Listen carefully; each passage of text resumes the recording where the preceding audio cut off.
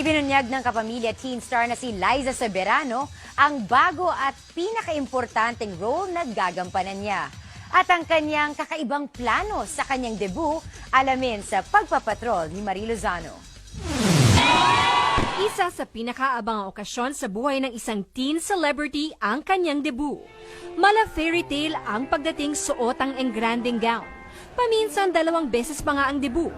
Ang isa, blowout ng mga diehard fans.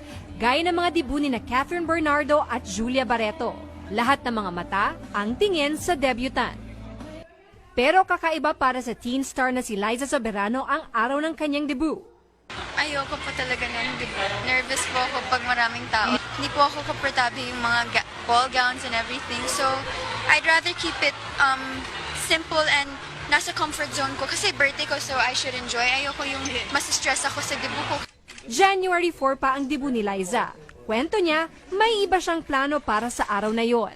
Mag-charity events ako, 4 kasi January 4 yung birthday ko po. And then, siguro intimate party lang. Bukod sa charity, gusto rin niyang bumiyahe sa Amerika para bisitahin ang pamilya. Sa ngayon, busy si Liza sa shooting ng Love Triangle story kasama sina Enrique Hill at Gerald Anderson. Ibinalita na rin niya ang isang TV project. Baka mag-start na po this year, pero hindi ko lang po alam kung kailan ang show. Batid ni Liza, di madali ang buhay teenager.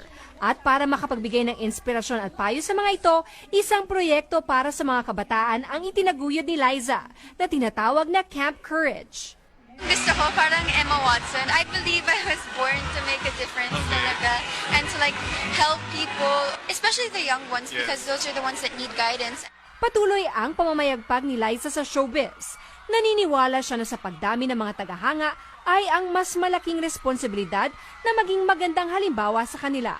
Always be yourself kasi it comes out more naturally when you just act the way that you are and you don't have to pretend like. Marie Lozano, ABS-CBN News.